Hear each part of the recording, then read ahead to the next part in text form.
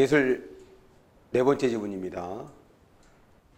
요 지문, 그러니까 이제 예술 지문을 보면 사실 우리가 조금 전에 봤던 그 기술 지문하고 비슷하면서도 다른 게 뭐냐면, 뭐 과학하고 기술에서는 대상에 대한 원리가 어떤 중점적으로 서술이 된다면, 지금 그 외의 지문에서는 다양한 정보들이 이제 제공이 되고 있고, 그렇다 보니까 좀 이제 체계적으로 좀 머릿속에 정리, 갈무리 해 두는 것이 무엇보다 중요해지는 건데, 지금 이 지문에서도 그렇죠. 지금 이 지문에서는 전후영화, 먼저 좀 간단하게 구조를 보고선 거기를 좀 확인을 해볼게요. 전후영화에 대해서 설명을 하고 있어.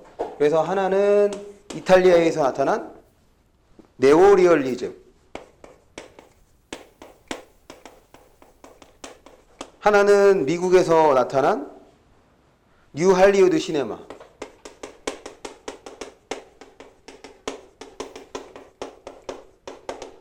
이렇게 이제 설명을 해주고 있는 거라서 뭐 딱 봤을 때는, 그러니까 일문단을 봤을 때는 그냥 이 두 개에 대해서만 뭐 공통점과 차이점 정리해주면 되겠다라고 생각을 했더니, 막상 읽어보니까 요 네오리얼리즘 영화랑 이탈리아 기존의 극영화,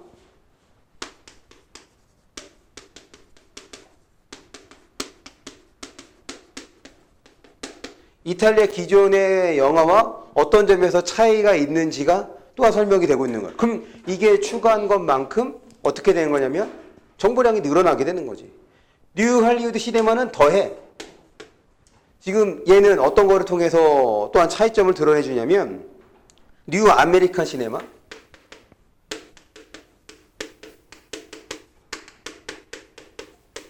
그런데 이 뉴 아메리칸 시네마는 또 어떤 거랑, 그렇지, 올드 아메리카 시네마랑 차이가 생기게 되는 거야. 그러니까 일문단을 보면 전후 영화의 공통점과 차이점, 어떤 점에서 이제 나타나게 됐는지, 사실 배경은 비슷하겠죠. 전후를 이제 배경으로 삼는다고 얘기를 했으니까. 그런데 지금 그것만으로 좀 정보가 부족한 것인지 이렇게 추가적으로 더 얘기를 해 주었습니다. 그래서 얘네들에 대한 정보가 좀 정확하게 나뉘어야 우리가 문제를 풀 때 좀 지장이 없겠다. 그러니까 내신이기 때문에 사실은 구조적으로는 어려운 게 아니거든. 그런데 이제 내신이기 때문에 이런 그 단어들 하나, 용어들 하나에 따라서 선택지의 내용이 맞고 틀리고가 결정되기 때문에, 제가 생각할 때는 지금 1번 문제야. 207쪽에 1번 문제, 그 다음에 2번, 4번 문제, 이런 것들이 사실 쉽게 변형할 수 있긴 하지만 우리가 해결을 할 때는 좀 섬세한 관찰이 필요하지. 그러니까 내용은 어느 정도 알아. 그런데 이건 답을 내기 위해서는 다시 그 부분 돌아가서 정말 그것이 맞는지 아닌지를 확인을 해야 되는 거라서, 사실 앞에 뭐 과학이나 기술보다는 제가 생각할 때는 이런 지문들이 좀 더 우리를 좀 까다롭게 좀 괴롭히는 것이 아닌가, 좀 그렇게 생각을 해봅니다. 그래서 먼저 이 글의 구조에 간단하게 얘기를 해봤어. 그래서 이거에 해당하는 정보들을 우리가 본문을 통해서 좀 확인을 해보도록 하겠습니다.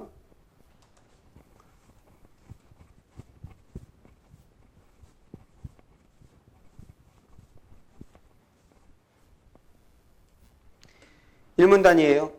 1문단부터. 1문단. 그래서 지금 이 1문단에서는 영화 예술에 대해서 소개를 해주는데, 첫 번째 줄 끝입니다. 전후에 등장한 영화 밑줄 쳐주시고, 그 옆에 공통적으로 윤리적 문제에 대한 고민에서 출발 밑줄. 그래서 이거는 방금 얘기했던 이탈리아 영화와 미국 영화의 공통점이 되겠죠. 그럼 이제 어떤 윤리적 고민이 있느냐, 그럼 이제 그 내용에 들어가면 확인해 볼 수 있겠습니다.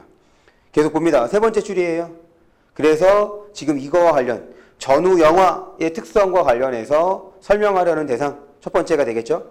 거기 가운데 부분에 네오리얼리즘 밑줄 쳐주시고, 그 다음에 그 옆에 뉴 할리우드 시네마 밑줄 칩니다. 그래서 공통점 다시 한번 더 확인을 해주네. 그래서 그 다음 줄, 전후 현실의 암담함과 거기서 나타나는 비윤리성을, 이제 그 줄 끝이에요.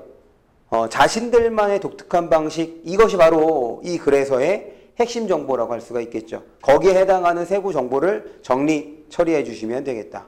그래서 이제 이 문단입니다. 그래서 전후 영화가 어떻게 해서 어떤 점에서 지금 나타나게 됐는지 이제 윤리적 문제, 윤리적 고민. 그래서 이 문단은 뭐에 대해 설명하는 거냐면 네오리얼리즘. 그래서 거기 첫 번째 줄에 있는 네오리얼리즘에다가 네모를 칩니다. 그래서 그 옆에 2차 세계대전 이후 밑줄 쳐주시고, 그 다음 사실주의 추구 밑줄 쳐주시고, 그 다음 줄입니다. 차바티니 동그라미 칩니다. 그 다음에 밑줄, 기존의 극영화가 극적 인과관계에 빠져 있다고 비판 밑줄 칩니다. 그래서 이 부분 때문에 요 네오리얼리즘은 어떤 과의 관계를 또 생각을 했냐면 기존 극영화의 차이점을 좀 신경을 써야 되는 거죠. 그러면서 그 다음 줄입니다. 이 문단 세 번째 줄. 꾸미지 않고 자유롭게 의미가 창조되도록 밑줄 쳐주시고, 그래서 이제 그 다음에 나와. 그 다음에 기존 극영화의 특성이 나옵니다.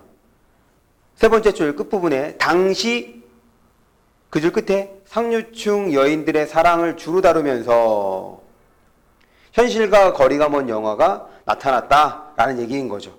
그럼 그 당시의 현실이 뭐였는데 2차 세계대전 이후가 됐으니까. 그럼 왜 그렇게 된 거냐?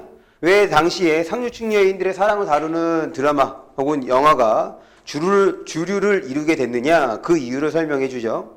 그 다음 줄입니다. 앞부분에 파시즘 정권 밑줄 쳐주시고, 결국 파시즘 정권의 뭐 때문에 그 다음 줄이야? 검열했기 때문에. 앞부분입니다. 그 다음 줄 앞부분에 검열했기 때문에 그 옆에 현실의 문제를 다룬 영화가 등장하기 어려웠다. 그래서 네오리얼리즘은 그 다음 줄입니다.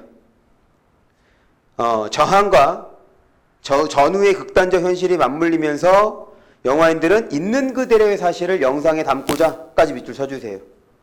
그래서 네오리얼리즘이 나왔다. 그러면서 그 다음 줄 끝입니다. 앞에 있는 거 이제 우리가 앞에서 확인했던 거고, 그 다음 줄 끝에 사회적 연대를 중시 밑줄 쳐주세요. 그러면 이제 3문단은 본격적으로 설명을 해줍니다. 네오리얼리즘의 독특한 방식을 설명해 주는 거예요. 첫 번째 줄 끝이에요. 기승전결의 방식을 깊이. 다음 줄 가운데 부분입니다. 파편적 진행, 그 옆에 애매한 결론. 그 줄 끝에 근본적 해결을 보여주지 않는 방식. 그리고 그 줄 끝에 괄호를 치세요. 매끄러운 편집이 아닌 괄호. 그러면 매끄러운 편집은 어디서 나타났겠어? 그렇지. 기존 극영화에서 나타났겠죠. 그래서 지금 우리 3문단 보고 있는데 3문단은 리즘의 방식, 독특한 방식.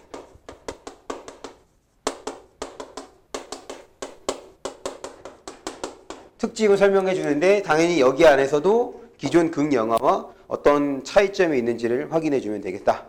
계속 세 번째 줄이에요. 3문단 세 번째 줄 끝에 부자연스러운 편집 밑줄, 그리고 다음 줄 가운데 부분에 현지 촬영을 선호 밑줄, 또 다음 줄 가운데 부분 비전문 배우를 기용 밑줄. 그렇게 해서 다음 줄 앞부분입니다. 객관적으로 밑줄 쳐주시고, 그런데 또 비판을 받네. 그 줄 끝에예요. 이탈리아의 치부를 드러낸다는 비판을 받으며 쇠퇴까지. 그러면 이제 네오리얼리즘 끝났네. 그럼 이제 뭐 나오겠어? 요거 이제 할리우드죠. 뭐지? 뉴 할리우드. 얘는 이제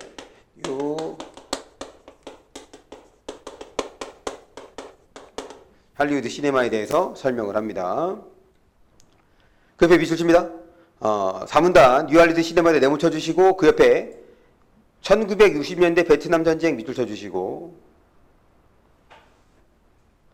그 옆에 미국의 윤리식과 도덕적 가치가 흔들리는 상황 밑줄, 그 옆에 좌절과 저항의식 밑줄, 그 옆에 젊은 세대를 중심 밑줄. 결국 이 뉴 할리우드 시네마는 그 다음 줄입니다. 세 번째 줄 가운데 부분, 기성세대에 대한 젊은 세대의 저항의식을 이제 담아냈다라는 얘기인 거죠. 그러면 기성세대가 어떤 모습을 보여줬느냐, 그리고 기존의 영화가 어땠느냐, 그러면 두 줄 내려와서 앞부분입니다. 기성세대의 영웅적 인물을 부정했다는 거예요. 그래서 그 줄 끝에 그 옆에죠. 반영웅주의는 악과 일탈을 일삼고 있는 주인공들을 낭만적이고 인간적으로 묘사. 그러니까 지금 기존의 기성세대의 어떤 영웅물은 전통적인 네 번째 줄 끝이죠. 네 번째 줄 끝에 전통적인 미국식 선과 악의 개념으로 접근을 했다면, 그래서 이제 당연히 주인공은 누구겠어? 선한 인물이겠고, 반면에 반영웅주의는 악당들을 이제 주인공으로 삼았는데 어떻게 낭만적이고 인간적으로 묘사했다는 거죠. 그리고 또 한 가지 특징은 밑에서 4문단 밑에서 두 번째 줄입니다. 폭력 묘사가 두드러졌는데. 그래서 이제 5문단이에요. 그 뉴 할리우드 시네마의 특성을 지금 이제 기성세대들과의 차이점, 기성세대 문화를 저항하는 것과 관련해서 설명을 했습니다. 그러면서 계속해서 똑같아요.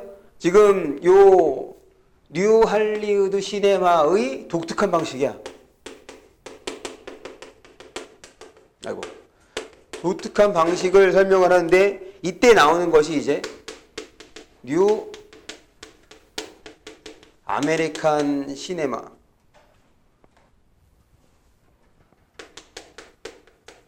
시네마랑 올드 아메리카 시네마가 나오게 되는 거죠. 그래서 이 각각의 특성을 또한 확인해 주면 됩니다. 봅니다. 5문단 첫 번째 줄 끝이에요. 상업적인 할리우드 영화 산업과 절묘하게 결합 미줄. 그러면서 이제 뉴 아메리칸 시네마와 비교 대조를 하는데, 거기 5문단 두 번째 줄 끝에 뉴 아메리칸 시네마에다 내묻힙니다. 그 다음 줄 끝부분이에요. 값비싼 세트와 배우들로 치장하여 허위적 신념을 잘 봐야 돼. 관객들에게 주입하였던, 거기 마지막 줄 올드 아메리칸 시네마에다 내묻혀 주시고, 이 올드 아메리칸 방금 거기에 밑줄친 부분 있죠. 값비싼 세트와 배우들로 치장하여 허위적 신념은, 이거 바로 뭐에 대한 거야? 올드 아메리칸 시네마에 대한 거지. 그래서 지금 이렇게 되는 관계가 되는 거예요. 그러면서 뉴 아메리칸 이렇게 해야지. 여기다가 뉴 아메리칸 시네마 어떤 점에서 차이가 있는지 이렇게 하고 있는 거죠. 다음 페이지입니다. 207쪽. 그래서 그 다음에 나오는 것이 뉴 아메리칸 시네마의 특성인 거예요. 첫 번째 줄이에요. 밑줄 쳐주세요. 형식적 파격을 추구, 그 옆에 작가주의, 그 옆에 상업성을 비판. 앞에서 뉴 할리우드 시네마의 특성이 뭐였어? 상업과 결합했거든. 그런 면에서 얘랑 다른 거구나. 거기서 그 생각을 좀 떠올려 줄 수 있었으면 우리가 글을 잘 읽고 있다라고 할 수가 있겠습니다. 계속. 그러면서 이제 거기 뉴 할리우드 시네마 이제 공통점인 거죠. 공통점이야. 작가주의적 성격 공통점. 그 다음에 상업주의는 차이점이 되는 거죠. 상업주의에다가는 차라고 써주세요. 그렇기 때문에 지금 그 방법, 독특한 방식에서도 차이가 나타났다는 거지. 다시 뉴 아메리칸입니다. 세 번째 줄 앞부분 실험적 다큐멘터리적 수법 밑줄 쳐주시고, 얘는 아메리칸, 뉴 아메리칸. 반면에 뉴 할리우드는 세 번째 줄 끝이죠. 파편적인 양식, 모호한 인물 성격, 무거운 상징주의. 잘 봐. 상징주의를 배격하고에다 물결 표시. 그러면 파편적인 양식, 모호한 인물 성격, 무거운 상징주의는 누구의 특성이라고 할 수 있겠어? 뭐의 특성이야? 그렇지. 뉴 아메리칸 시네마의 특성이 되는 거야. 배격하고라고 했으니까. 그래서 그 다음입니다. 네 번째 줄 가운데 부분이에요. 선명한 서술구조, 그 옆에 분명한 성격의 인물, 그 옆에 완결된 형식의 편집, 그 옆에 연기의 강한 개성, 그 옆에 탁월한 카메라 기법. 이것이 뉴 할리우드. 그 다음 그 줄 끝에 할리우드 메이저 스튜디오와 연계하여 작업, 그래서 젊은 관객은 당연하죠. 왜냐면 지금 뉴 할리우드 시네마가 기성세대에 대한 젊은 세대의 저항, 이거를 보여주는 거였단 말이야. 그래서 딱 거기다 따로 표시할 필요는 없는데 다만 어디에다 표시를 해야 되는 거냐면 그 옆에 흑인 계층의 폭발적인 인기, 여기다가 표시를 해야지. 그 다음 줄입니다. 얘도 마찬가지야. 한 개야, 한 개. 그러나 밑에서 세 번째 줄 그러나에 세 묻혀주시고, 봐봐. 지금 할리우드랑 해서 상업성을 띠게 됐다는 거죠. 그래서 밑에서 두 번째 줄 앞부분입니다. 미국의 사회적 문제로부터 멀어지는 계기가 되었다. 됐죠? 그래서 지금 이렇게 구조를 정리하면 되겠습니다. 혹시 문제 중에서 질문이 있으시다면 그러면 요 예술 지문은 여기까지 보는 걸로 할게요.